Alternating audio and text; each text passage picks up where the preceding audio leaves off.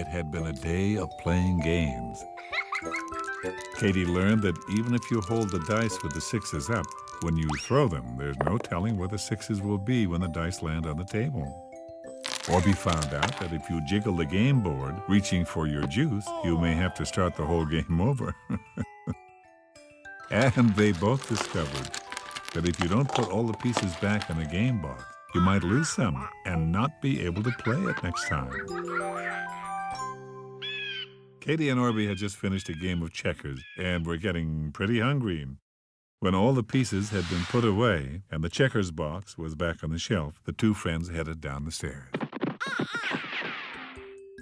Dad was in the living room making some notes on a pad of paper for one of his projects. And Mom was in the basement trying to fix an old brass lamp.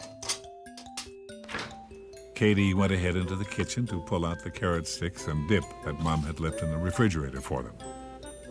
It was as Orbie was passing the TV that he noticed there was a little red light on the VCR.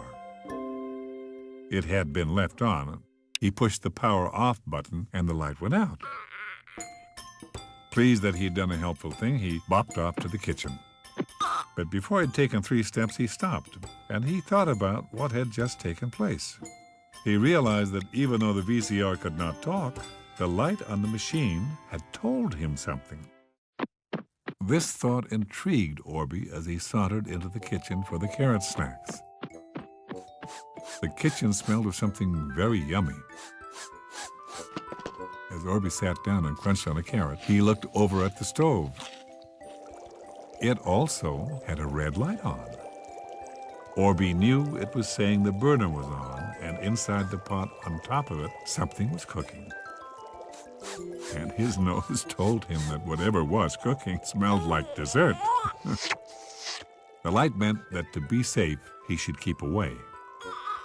He told Katie of his observation, and she was a bit interested, but she was even more interested in keeping the dip on her carrot and giggled every time it fell off. Orbie soon forgot about the red lights until he and Katie went into Mom and Dad's room to look for Chad's. On Dad's bureau, the electric clock was flashing numbers at him. Now, he knew it wasn't supposed to flash, so when Dad came into the room, Orbie pointed it out. Dad sighed and went over to it, and he explained that the power had gone out for a few minutes, and the clock was telling him it needed to be reset. Orbie looked at Katie. Lights were definitely talking to them. Katie scratched her head. Later, Mom had to go to the hardware store to pick up a fancy light bulb. Katie and Orbie were delighted to go with her because she was taking the bus. It was as they got to the crosswalk that Katie began to understand what Orbie had been burbling about. When Katie pushed the walk button, the crosswalk light flashed yellow. It flashed to all the cars. The light told the cars to stop. Someone was walking across the street. On the next street, they came to a set of traffic lights. The pedestrian's walk symbol, a little man walking, was lit up. Orbie pointed out that it was telling the walkers that they could go. When they got halfway across the street, it started to flash orange. It was now telling them to hurry safely to the other side. Orbie was delighted to be able to understand the language of lights, and he looked for more. On the bus, Orbie noticed that the bus driver had all kinds of lights in front of him. He told Orbie the lights helped him know how his bus was running. Orbie sat right behind him. He noticed that when the bus drove out onto the street again, a little light shaped like an arrow flashed on and off, just like in Dad's car. The bus driver told Orbie that that was his signal light, and it told everybody on the road he was moving out into traffic again. Orbie burbled to Katie that lights were very clever things. As the bus bumped along, Katie asked Orbie what it would be like if lights were alive and they could play with you. Orbie smiled. He thought he'd like that. As the bus jerked forward again, Orbie closed his eyes and imagined that the lights were actually playing with him. They were playing tag. Orbie was running away from them. Then he turned and ran right through them. And as he did, his whole body lit up with the different colored lights inside him. The lights were dancing. The bouncing and jumping they did actually tickled his tummy. He started to giggle. He grabbed his tummy until he realized it was Katie who was tickling him. She told him they were at the hardware store. Inside the store, the two friends started to hunt for lights that were telling them things. The first one was on the door button for people who couldn't open the door by themselves, like Charisse. Orbie pushed it, and slowly the door opened. Next, Katie found a flashing light that directed her eyes to a brand new display. Orbie noticed a tiny one on the pager the clerk wore in her belt.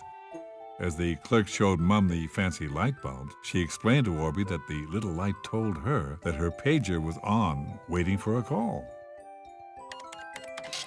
At the cashier's, Katie found lights on the cash register computer. Actually, she found a whole bunch. On the bus home, Katie and Orbie chattered away. There were all kinds of things that had lights, and the lights told them a great deal of information. As she walked in the front door, Katie said that although the lights weren't using any words at all, Orbie was completely right. They sure were telling them a lot of things. Just then the timer on the oven dinged, and Dad hurried into the kitchen. He pulled out the chicken that he'd cooked while they were gone. Katie looked at Orbie. Orbie looked right back at her. Sounds were speaking to them, too, without actual words being spoken. Just then the doorbell rang. Katie and Orbie spun around at the same moment.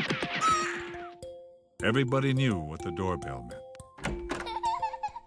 It could mean a friend was calling. And do you know that if you look for lights and listen for sounds, where you live, you'll discover the very same thing. They are talking to you without saying a word. Isn't that kind of amazing?